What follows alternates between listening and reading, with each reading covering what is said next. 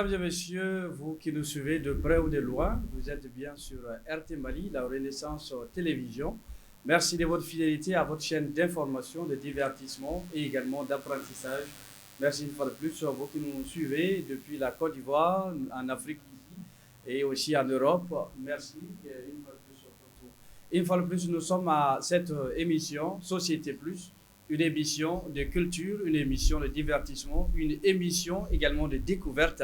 Nous sommes à ce jour, à cette nouvelle encore édition, sinon à ce nouveau numéro. Ouais, le thème du jour, aujourd'hui nous allons parler de l'originalité et l'authenticité du Dogon. Alors, mesdames et messieurs, sans plus tarder, nous avons notre invité du jour. Pourquoi ce thème aujourd'hui? Face à l'intégration mondiale, plusieurs traditions et cultures ont perdu leur authenticité et originalité. En Afrique en général et au Mali en particulier, les peuples ont tendance à perdre leur héritage. À cet égard, un seul peuple, sinon un peuple s'est fait remarquer, je pense notamment au peuple Dogon. Il est très attaché à sa source, sinon à sa culture, d'où son authenticité et aussi son originalité. Sans plus tarder, nous allons donner la place à notre invité du jour. Il n'est pas un homme caché, il est connu de tous, mais cela n'empêche, nous allons l'écouter. Bienvenue, Monsieur Kassogué. Merci. Alors, Monsieur Kassogué est avec nous aujourd'hui pour nous parler de ces thèmes. Il est Hamadoun Kassogué, dit Kerfa. Il a tourné plusieurs films. Nous les voyons sur nos écrans, à la maison et partout, un peu d'ailleurs partout. Et alors, il va nous parler de ce thème. Avant d'aller loin, pouvez-vous nous dire qui vous êtes exactement? Parce que nous vous voyons sur les écrans, mais nous voudrons aussi savoir qui vous êtes. Hamadoun Kassogué n'est rien d'autre qu'un fils de paysan qui a vu le jour dans un petit village de l'arrondissement de Kanigoguna qui s'appelle Mon. Et c'est dans le Mendeli. Alors, et c'est là qu'il a vu le jour. Et à l'âge de 6 ans, il a quitté son village natal pour suivre son père qui était à la recherche des terres cultivables et il est parti dans le Komoro, c'est-à-dire à la recherche des terres arables. Donc, loin de Kanigoguna, dans un petit village qui s'appelait Sogodougou. Aux environs de Kengé. Et c'est là qu'il est parti à l'école fondamentale de Kengé. Ils sont les premiers élèves de l'arrondissement de Kengé. Il est parti en octobre 1960 à l'école. Et aujourd'hui, il est à Bamako, artiste et un peu homme de culture, comme vous le savez. Et voilà, il est aussi acteur de cinéma. Ok, acteur de cinéma, homme de culture, bref. Alors, vous êtes vraiment, vous avez un parcours assez riche. Et est-ce que pouvez-vous nous parler un peu de votre parcours, puisque vous êtes un homme de culture, vous êtes un artiste. Alors, qu'est-ce que nous pouvons retenir de votre parcours en tant qu'homme de culture? Bon, et s'il faut parler de culture, il ne faut pas être ingrat. Moi, je pense que avant d'être artiste, je suis d'abord enseignant. Et c'est après l'enseignement que j'ai démissionné. Je suis parti dans l'art pour faire l'Institut national des arts, où je suis sorti major de promotion dans la section art dramatique. Mais je n'étais pas seulement que comédien. À l'INA, j'étais aussi membre fondateur de l'orchestre de l'INA, à l'époque qui s'appelait l'INA Star. Et j'étais l'un des chanteurs principaux de l'INA Star, parce que toutes les chansons de Dogon à l'INA Star, c'était moi qui les chantais. Et c'est après cette sortie que on m'a désigné comme professeur d'art dramatique suppléant à l'Institut national des arts, où j'ai enseigné pendant quelques années. Et après le CAP, quand je suis devenu titulaire, j'ai formé beaucoup comédiens du Mali, et dont les plus connus sont un peu aujourd'hui sur la scène internationale, comme Zantigui, qui feu Zantigui, et Karibogoba, qui s'appelle Malouolo, et puis bien d'autres. Et voilà, Michel Sangaré, bref, et pour ne citer que cela. Et puis après, quand j'ai abondé dans ce sens du théâtre, et alors, il y a des réalisateurs qui m'ont découvert sur la scène de théâtre et puis ils ont essayé de me tendre le micro pour me demander de leur venir en aide en jouant dans leur film. Mais j'ai été un peu réticent au départ parce que très sincèrement, je n'avais pas... j'avais une peur bleue de la caméra.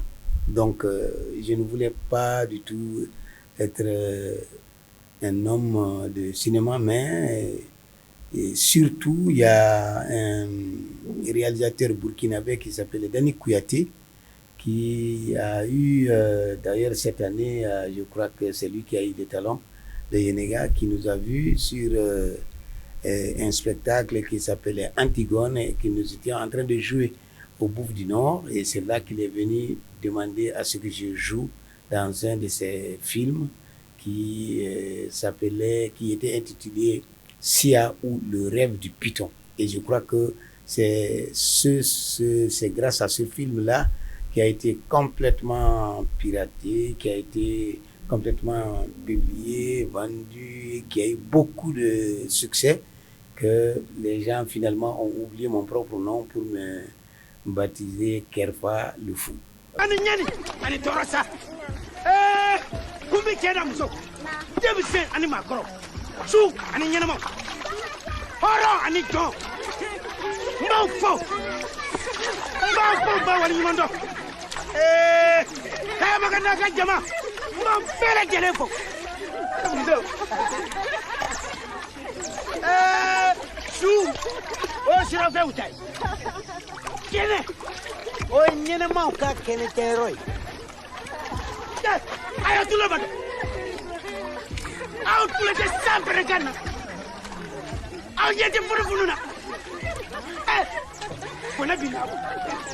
Est-ce que, effectivement, parlant de ces films-là, de Python, votre, on va dire, surnom, Kerifa, mais pourquoi Kerifa? Parce qu'il y a plein d'autres noms, ou bien c'est lié à l'histoire, vous avez opté pour ces... Kerifa, c'est un personnage du film Sia ou le rêve du Python qui était un fou.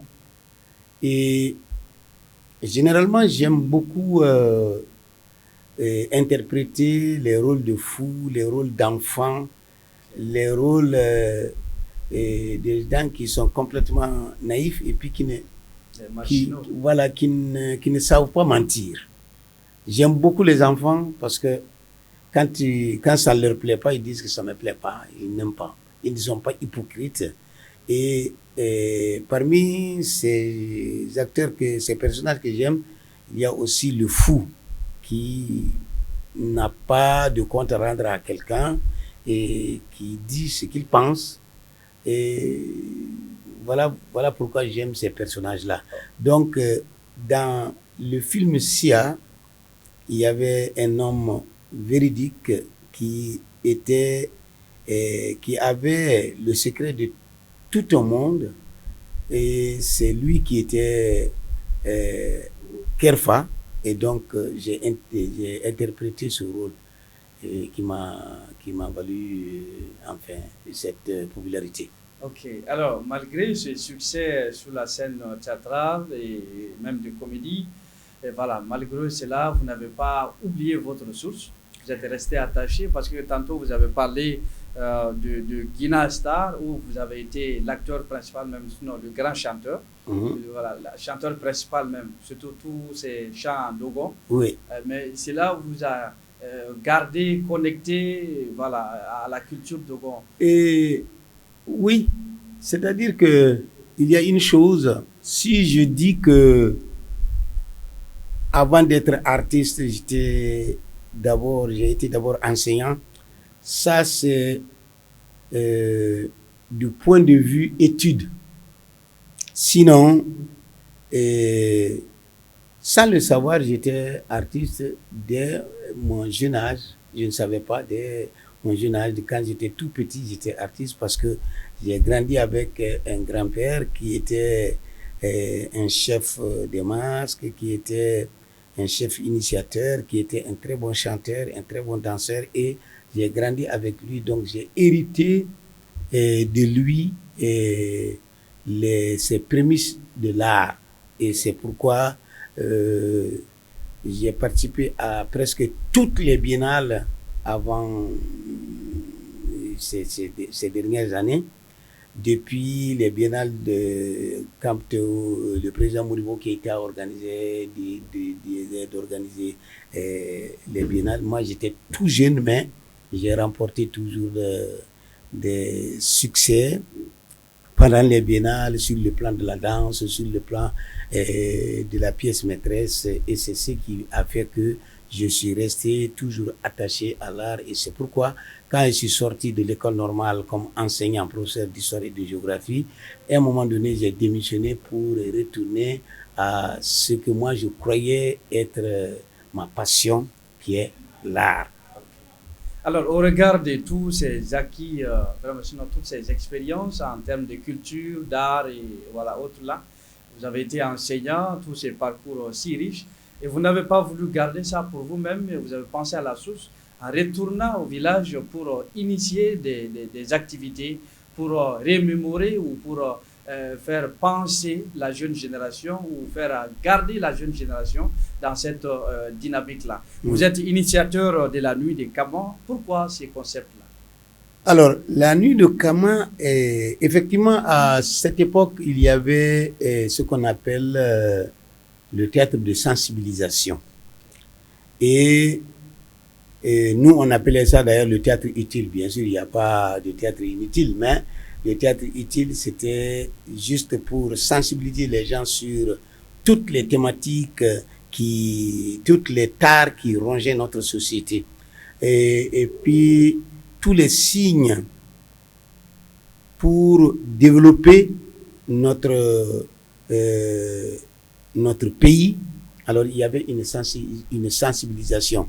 Nous avions une mission de sensibilisation.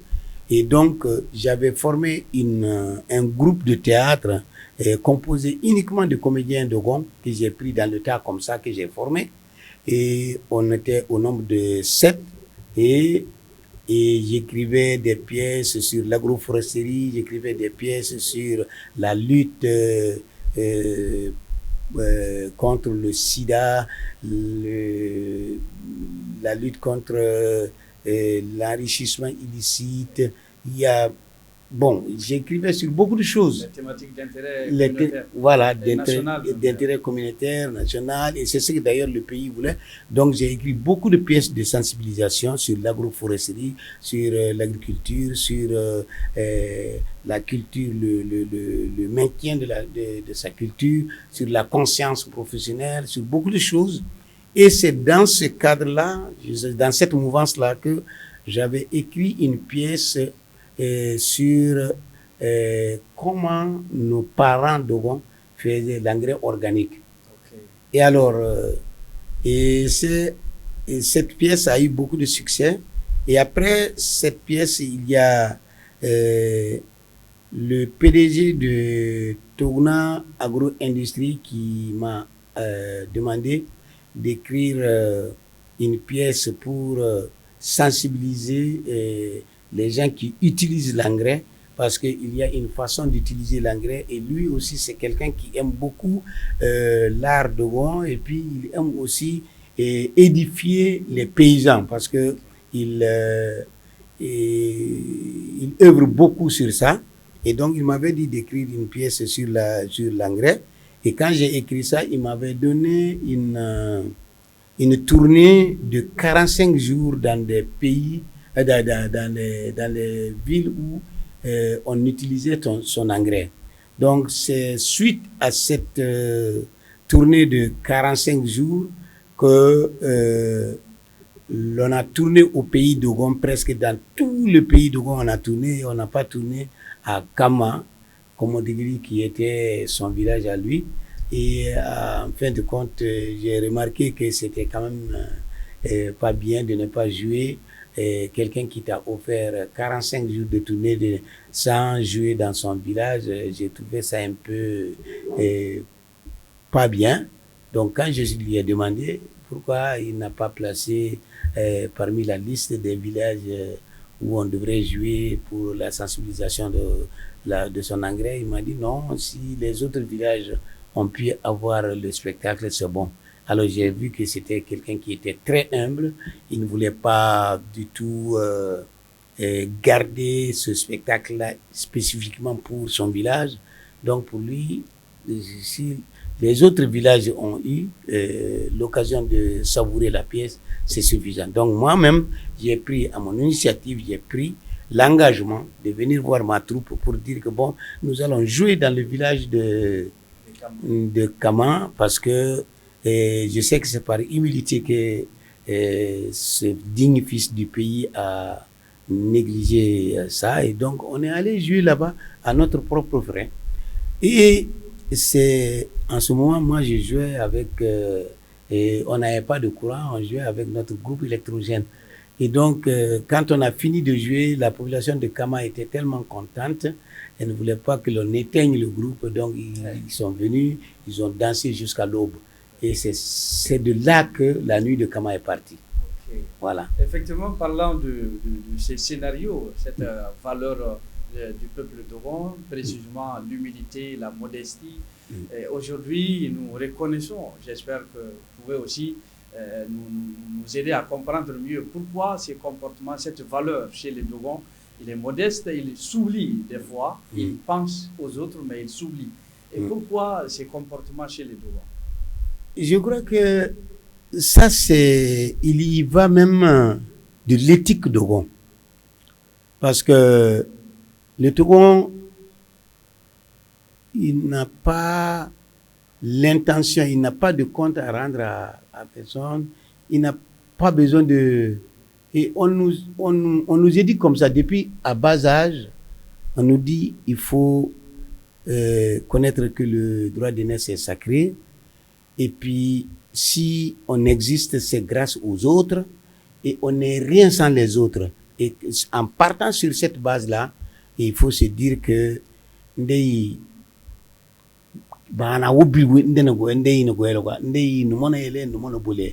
viens voilà dans la main voilà, et tu retournes aussi. Et donc cette humilité là, ça fait partie des valeurs cardinales même du pays Dogon. Le Dogon, sa spécificité, c'est que il est humble, il est obéissant, il est passif, il est hospitalier, et tout bon Dogon est pétri de ces vertus dont je viens de parler. Okay, alors nous saluons de passage le PDG de Toguna Agro Industrie, M. Seydou Natoumé, que nous saluons ici pour ses activités menées, pour ses soutiens, également pour toutes ces actions humanitaires qu'il mène à travers le pays d'Ogon, à travers le Mali. Aujourd'hui, il n'est pas seulement fils du terroir, il est aussi fils du Mali. Non seulement fils du Mali, mais aussi fils de l'Afrique, parce que ces actions vont sur pratiquement beaucoup de pays ici en Afrique, parce que ces activités commerciales vont au-delà des frontières du Mali. Absolument. Donc aujourd'hui, il est d'un intérêt vraiment africain, sinon mondial, parce que nous faisons partie du monde. Et alors, à partir de ce comportement, cette valeur du peuple Dogon, aujourd'hui, le peuple en particulier, donc, font face à ces défis-là, en pensant mettre en place ou bien mettre en œuvre cette initiative, la nuit des Kama. Quels sont ces objectifs-là que vous êtes fixés? Alors, la nuit des Kama a été, comme je l'ai dit, c'est parti comme ça. Je vous ai dit comment c'est venu, mais de fil à aiguille et d'année en année, l'engouement est devenu tellement enthousiaste au point que finalement il fallait réfléchir sur des thématiques, il fallait réfléchir sur des thèmes chaque année. Et le thème de cette année, c'était l'authenticité et l'originalité de la culture Dogon. Et ça n'a pas été, et ce n'est pas un choix gratuit. Nous avons vu que ces derniers temps, toutes les cultures en général et la culture Dogon en particulier, nous sommes en train de remarquer des dommages. Des dommages parce que il y a beaucoup d'éthiques qui sont en train de s'effriter. Et moi, très souvent, j'ai appelé ça que la culture est en agonie. Et il faut trouver un remède pour soigner cette agonie-là. Il ne faut pas laisser la culture mourir. Et c'est pourquoi le Dogon, qui avait des vertus très très utiles pour la société, c'est compte tenu de sa culture, c'est compte tenu de son art, c'est compte tenu de tout ce qu'il représentait pour la société. Donc il y a des choses qui étaient en train de se perdre, il ne fallait pas accepter de perdre ces choses-là. C'est vrai, il faut prier, il faut embrasser d'autres religions, on est ouvert à tout, mais il ne faut pas s'oublier non plus. Parce que si jamais le Dogon dit que, bon, je ne sais pas si c'est dit en français, par transformation, ça, on perd un peu son sens. Sinon, en Dogon, on dit, Bembisi on jugmegale, ou Bembisi ke kati on jugmele. Alors, nous avons une éthique, nous avons un caractère, nous avons une vertu par laquelle on nous reconnaît. Et si le jour où nous allons perdre ce caractère par lequel on nous reconnaît, nous ne serons plus nous-mêmes. Et je voyais que on était en train de perdre effectivement cette éthique-là. Et c'est pourquoi j'ai mis la nuit de Kama, j'ai mis l'originalité et l'authenticité de la culture Dogon. C'est vrai, la tradition, dans la tradition, il y a des choses peut-être mauvaises, mais il y a aussi beaucoup de choses qui sont bien. Il s'agit de faire un tri. Il faut tamiser. Il faut tamiser pour prendre ce qui est bien et laisser ce qui est mauvais.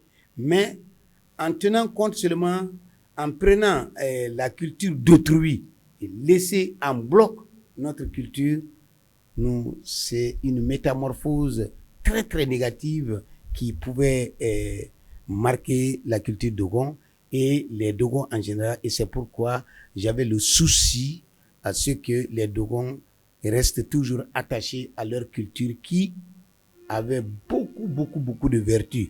Et d'ailleurs, c'est la raison pour laquelle on a été classé sur le patrimoine mondial. Donc, toutes ces vertus par lesquelles on nous reconnaît, on a même jugé nécessaire de nous classer dans le patrimoine mondial à cause de ça. Si on laisse tomber ça, alors on devient une défrocte. Et c'est ça qu'il ne fallait pas. Alors, toujours parlant de ces vertus, de ces valeurs que nous avons chez les Dogons. Aujourd'hui, les peuples, en particulier ceux de l'Afrique, vivent entre la modernité et les complexes ou les mental de s'apparenter à l'autre. Qu'en est-il du peuple Dogon aujourd'hui?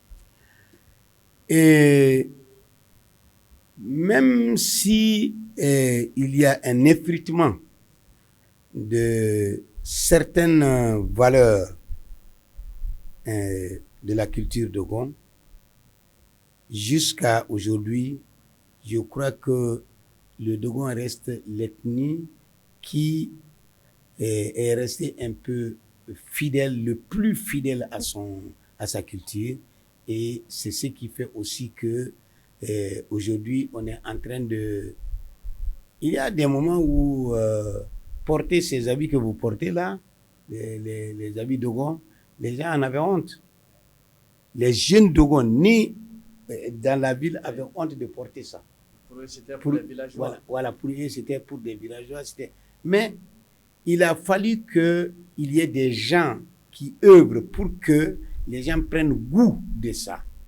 Et sur ce plan, je salue beaucoup Seydou Nantoumé aussi, parce que je me souviens bien, aux journées culturelles de Koro, quand il est parti, il a un peu mis en valeur cet habillement, cet accoutrement Dogon, oui. Et il a sémé en tout Dogon, en tout bon Dogon, il a sémé le plaisir de vouloir porter son propre costume. Et je crois que ça, c'est quand même une idée assez forte parce que nous consommons ce qui est sorti de nous-mêmes au lieu de penser à autrui. Et je crois que ça, c'est à saluer. Et donc, il y a, entre autres, il y a beaucoup de choses.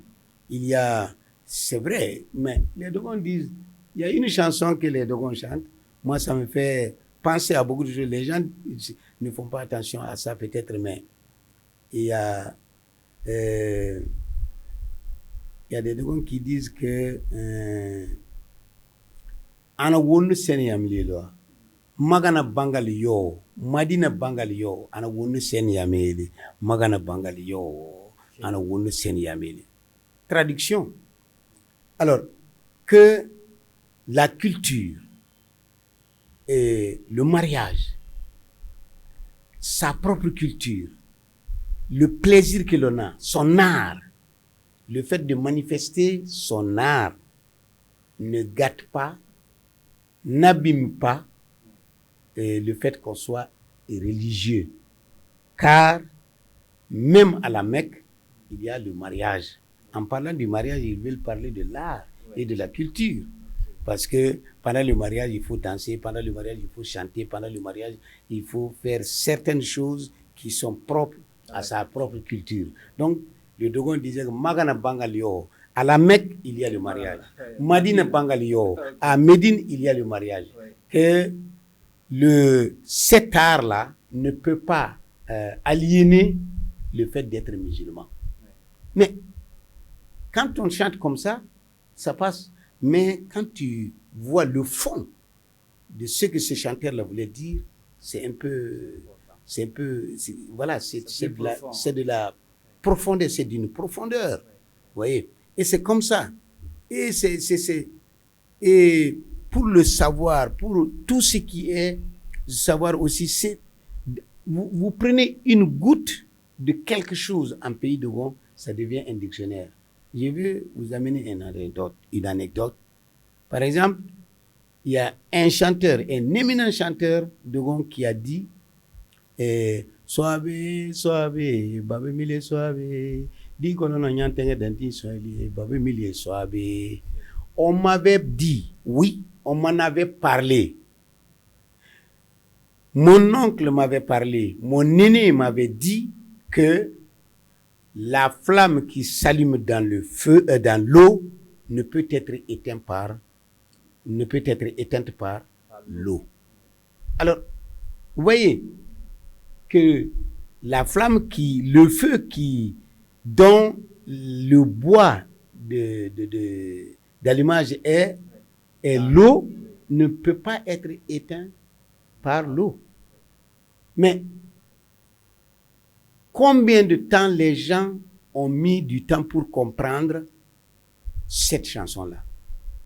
C'est notre grand chanteur, Abré, qui avait dit ça. Nostradamus, notre Nostradamus.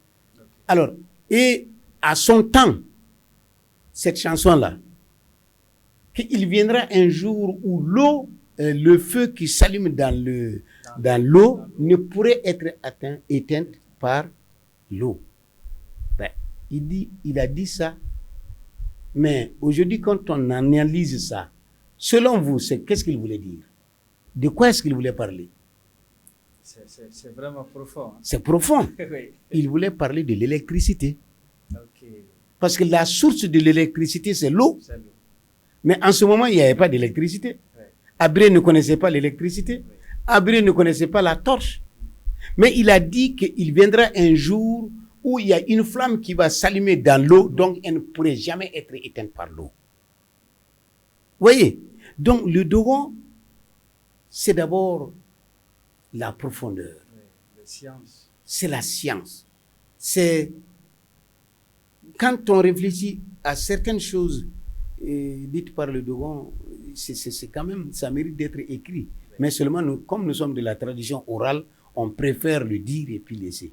Ok, effectivement, parlant de nos valeurs, de nos vertus, vous avez eu à parler du mariage. Voilà. Parlons du mariage, surtout le mariage traditionnel en milieu Dogon. Donc, puisque vous êtes vraiment très motivé sur le sujet, qu'est-ce qu'on peut comprendre ou bien retenir de ce mariage Dogon? Alors, là, merci de m'avoir posé cette question-là, parce que ça m'intrigue beaucoup. Chaque fois que j'entends les jeunes Dogon aujourd'hui disent que, ah non, moi je vais faire mon mariage de façon traditionnelle. Oui, c'est de façon traditionnelle que je vais faire mon mariage. Et tout curieux, je vais aller voir comment est-ce qu'ils vont faire ce mariage-là. Okay. Et je suis parti dans plusieurs mariages pour voir le côté traditionnel dont ils parlent, dont ils se vantent. Mais je vois que c'est des grands boubous que l'on porte, brodés, des basins que l'on garde, et puis que... Mais je ne vois aucune différence avec le mariage que l'on fait ici à l'accoutumée. Or, le Dogon, pour le Dogon, le mariage là, c'est quelque chose de très profond. On ne peut pas se marier comme ça. Dans la tradition Dogon, il y a, pendant le mariage, il y a une épreuve. Il y a certaines épreuves, si jamais tu n'arrives pas à surmonter ces épreuves-là, le mariage ne sera pas fait. Et c'est au prix de la vie de quelqu'un que l'on surmonte ces épreuves-là. Par exemple, cette année, j'avais dit, il y a le Yatogoro. Yatogoro, bon, je ne sais pas comment il faut l'appeler en français, hein, parce que chez nous, Yatogoro, il y a c'est une des épreuves que la nouvelle mariée doit surmonter. Qu'est-ce qui se passe?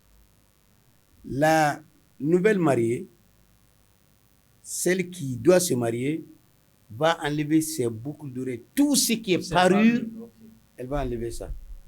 Elle est comme elle est venue au monde. Pure. Et elle va s'habiller juste avec des pagnes. Voilà, avec des pagnes de Dogon, comme ça, attachées. Et elle sera tressée en Dogon, en tresse Dogon. Et il y a une des épreuves, le jour où elle va partir chez son mari, il y a ses camarades d'âge ou les camarades d'âge de son mari, toutes les sœurs de son mari doivent monter sur le toit de la maison mère, ce qu'on appelle la guina. Et donc, ces gens-là seront sur la guina et c'est la maison à étage, hein. Okay. Tenez-vous bien. Oui, guina, voilà, une maison à étage. Okay. Donc, il y a des jeunes filles nubiles qui doivent être sur le toit de la maison du deuxième étage. Okay. Et la fille qui doit se marier, elle doit être conseillée par ses mères et tout. Elle sort de la guina et il y a un mortier dans lequel on a mis une poignée de petits milles où on a mis un peu d'eau. Elle vient donner un coup sec à ce mortier-là et le crépitement de ces grains de mil doivent être recueillis par ceux qui sont là-haut. Okay, sur le toit. Voilà, sur le toit. Si jamais il n'y a pas un seul grain qui a été recueilli par aucune des filles qui sont sur le toit, le mariage est remis à l'année prochaine. Okay. Et il y a quelque chose de très, très chaotique là-dedans, c'est que après avoir donné le coup sec dans ce mortier-là, la fille doit courir pour reprendre sa place. Elle va reprendre la guina, elle va entrer dans la guina. Et gare à elle si elle tombe, si elle trébuche en courant, après avoir donné le coup là, si elle met le coup, elle pile et puis elle court pour. Elle ne regarde même pas, elle court pour entrer dans la. Après avoir donné le coup voilà, de pilon. après le coup de pilon, elle court pour rejoindre les vieilles personnes dans la maison mère. Mais si jamais elle trébuche et elle tombe, elle meurt. Cette année-là, elle va mourir. Et il n'y a pas. C'est-à-dire que c'est sans. Il n'y a pas de débat. Non, il n'y a pas de. Voilà. Pas de négociation. Voilà, il n'y a pas de négociation. Et donc, il faut faire beaucoup attention pour ne pas tomber. Le fait même que cette gravité est là, cette épreuve est là, ça peut jouer sur les filles, et puis même si elles n'étaient pas à mesure, elles n'étaient pas prêtes à tomber, peut-être que sous le coup de l'émotion, elle peut tomber. Et donc ça, c'est des épreuves très dures. Invité à tenir. Voilà, c'est des choses très dures, des comportements très durs à adopter pour le mariage traditionnel. Ça, c'est un des exemples, une des épreuves que je vous ai données. Il y en a beaucoup comme ça. Mais est-ce qu'aujourd'hui, pensez-vous que le retour à ces genres de mariage, à ces mariages traditionnels Dogon, est-ce que cela est possible? Non. Ce n'est pas possible. Faites pas ça, parce que j'ai dit, dans la tradition, il y a des choses qu'il faut garder et il y a des choses qu'il faut peut-être ne pas garder. Si aujourd'hui, on garde, on ne peut même pas, parce que avant, dire que dans un village, il y a une fille qui est en âge de se marier et qui, avant son mariage, est connu l'homme, on l'indexait du doigt. C'était une honte. Ah ben voilà. Aujourd'hui, quelle est la famille qui peut se vanter, dire que non, dans ma famille là, toutes mes filles sont nubiles, toutes mes filles sont vierges, elles ne connaissent pas l'homme avant leur mariage. Aucune famille ne peut se vanter de ça. Hein? Aucune. Aujourd'hui, j'ai fait les tours un peu dans les pays côtiers, tels que Côte d'Ivoire, Nigeria, Bénin et autres. Donc, dans ces pays, nous observons le mariage traditionnel, sinon coutumier. Il y a deux types de mariages. Après les mariages coutumiers, ils font leur mariage moderne, sinon religieux d'une manière. Est-ce qu'aujourd'hui, au Mali, sinon chez le peuple Dogon, c'est possible d'intégrer cela pour aider les jeunes à se remémorer? Bon, c'est une bonne chose que d'intégrer ça pour que l'on puisse sensibiliser les jeunes. Parce que le mariage traditionnel, ça lutte contre le gaspillage, quand même. Le mariage que nous connaissons aujourd'hui, il est très dépensier. Très dépensier. La dot seulement, ça coûte combien? Avant, nous, c'était une reconnaissance, un acte de reconnaissance, cette dot-là. C'est juste pour dire, voilà, c'est ça qui vient de l'autre famille. Et le garçon ou la fille connaissait tout ce qui se passait dans l'autre famille. Et c'est pourquoi le divorce n'était pas possible. Ce n'était pas possible, bon, ce n'était pas fréquent, je vais dire. Ce n'était pas fréquent comme aujourd'hui. Quand vous vous mariez, c'est pour le pire et le meilleur. C'était comme ça. Et c'est ce qui a caractérisé le pays.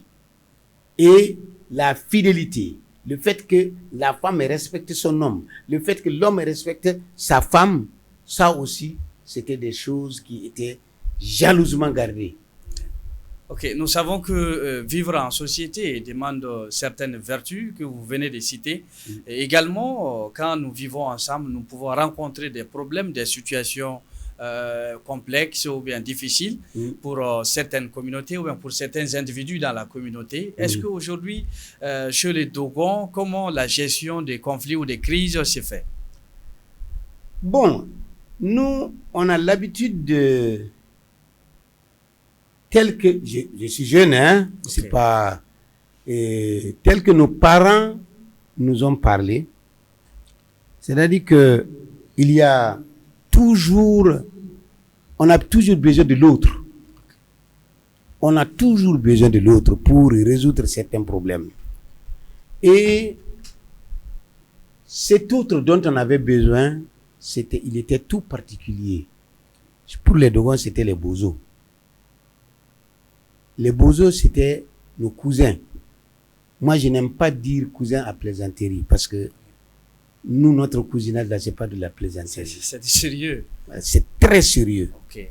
C'est un cousinage de sang, de pacte de sang. Donc, moi, je ne suis même pas d'accord avec les gens qui disent le cousinage à plaisanterie entre Dogon et Bozo. Je ne suis pas d'accord. Entre Dogon et Bozo, il n'y a pas cousinage à plaisanterie. C'est un cousinage de pacte de sang. Donc, c'est très sérieux. Ce n'est pas de l'amusement. Alors, et donc, ce sont ces gens-là qui pouvaient, on leur faisait recours pour qu'ils viennent résoudre certains problèmes ou certains différends entre deux Dogons ou entre une autre ethnie et puis un autre Dogon. Ça pouvait se faire. Mais après, il y a le Conseil des sages. On commence d'abord par le Conseil des sages. Le Conseil des sages n'a pas pu. On va voir les hommes de caste. C'est-à-dire que les forgerons, les cordonniers, les ceci, les cela, ils viennent parce que ça, là, ils sont au service des nobles. Et quand il y a des problèmes comme ça, c'est eux qui viennent pour plaider. Et généralement, quand ils plaident, par humilité et par respect de l'éthique, du classement même de la population de Gon, le noble acceptait. Mais si le problème est grave, jusqu'à ce que les différends ne peuvent pas être tranchés ni par ces hommes de caste, ni par le Conseil des sages, on fait recours à ces cousins de pacte de sang. Et quand eux, ils résolvent les problèmes, c'est pour toujours. C'est enterré. Mais, très souvent, après que l'administration soit là, le commandant est là, le juge est là, maintenant on a tendance à partir chez le juge, et chez le Dogon, par exemple, si vraiment tu veux résoudre ton problème, ne n'amène jamais ce problème chez les autorités, à la justice ou bien à il ne faut pas amener. Parce que quand tu amènes, c'est quelque chose qui ne va jamais avoir une solution. D'accord. On a remarqué ça. Ok. Aujourd'hui, le pays Dogon, cet Édouard fait face à une difficulté connue de tous. Ce n'est pas du tout caché. Alors, quelle solution proposez-vous pour que nous puissions sortir de cette situation, sinon de cette guerre? Bon, c'est-à-dire que là, vous me posez une question assez épineuse parce que, très sincèrement, je trouve que je suis trop jeune pour pouvoir donner. Oui, jeune, mais en tout cas, vous avancez des arguments qui nous aident, donc ça va aussi aider à mieux gérer cette situation. Oui, je vois. Mais je crois que, par exemple, la guerre que nous avons, les difficultés que nous sommes en train de vivre aujourd'hui, bon, ça a été aussi des difficultés d'ailleurs depuis longtemps. Mais au pays d'Ogon, aujourd'hui, les gens sont en train de faire des amalgames parce qu'ils attribuent ça à des guerres entre communautés et ça, c'est pas vrai. Parce que chez l'un ou chez l'autre, l'hospitalité est sacrée. Tu vois, je ne vais pas citer, mais chez nous, l'hospitalité est sacrée, le respect de l'autre est sacré, l'acceptation de l'autre est sacrée. Donc, pour un peuple qui est pétri de ces valeurs-là, vraiment, quand il y a une chose comme ça qui vient, il faut retourner aux sources pour pouvoir trouver une solution. Ce n'est pas en saisissant les armes, ce n'est pas en allant, en se confiant aux autorités, à ceux qui aujourd'hui sont considérés comme les gardiens Non, ce n'est pas à ceci. Je crois qu'il faut retourner aux sources. Dans un cas ou dans l'autre, des deux côtés, il faut retourner aux sources et parler un langage clair pour que l'on soit responsable de ce qui fut depuis très longtemps. Parce que nous avons eu des rapports plusieurs fois séculaires. Et donc, comment est-ce que ces rapports étaient vraiment fiables et on vivait en harmonie pendant des siècles et des siècles. Et pourquoi c'est arrivé? Alors, le moment où on vivait ça de façon très harmonieuse, il faut penser ce qu'il y avait. Et les moyens que l'on utilisait pour résoudre ces problèmes-là. Si on a pu faire une récapitulation de tous ces moyens que ces anciens-là utilisaient de façon séculaire pour résoudre les problèmes, si on a trouvé ça, je crois que les problèmes se seraient résolus. Ok, d'accord. Recourir aux sources, penser ce qu'il y avait, penser également à ces valeurs, à ces choses-là que les ancêtres avaient mises en place pour résoudre des situations pareilles. Alors, en résumé, au regard de tout ce que vous venez de dire comme valeur, vertu du peuple Dogon, aujourd'hui, pourrait-on dire que le peuple Dogon demeure authentique ou original? J'avais dit qu'il y a certaines choses qui sont en train de s'effriter, qui sont en train de mourir, et il faut, avant qu'il ne soit tard, il faut essayer de soigner ça, n'est-ce pas? On a dit de soigner ça. Donc moi je pense que jusqu'à présent, je l'ai tantôt dit, j'ai dit que même si tout est en train de s'effriter, les choses sont en agonie, jusqu'à présent, le peuple Dogon est quand même l'un des peuples qui a essayé de garder de façon authentique et originale sa propre culture. Ok, quelle solution proposez-vous pour vraiment rester, pour revenir à être authentique et original? Le respect des parents, le respect des droits d'aînesse, le respect de l'endroit d'où on vient et le fait de se ressourcer par rapport à ce qu'on a appris des parents et des grands-parents, je crois que ça pourrait donner à chacun un conseil et travailler la conscience des uns et des autres pour que l'on puisse être en même de mériter ce nom de Wana. Ok, merci bien, M. Amadoun Kassogué. Merci. Di Kelfa, merci pour ces éléments de réponse convaincants. Merci pour cet enseignement. On va dire que c'est vraiment un cours magistral aujourd'hui que nous venons de recevoir d'un homme de culture. Il est connu de tous. Alors, nous avons parlé ensemble d'un sujet assez crucial, à savoir l'authenticité et l'originalité du peuple Dogon. Aujourd'hui, est-ce que nous pouvons dire que nous sommes attachés à ces sources-là, nous sommes attachés à cette culture?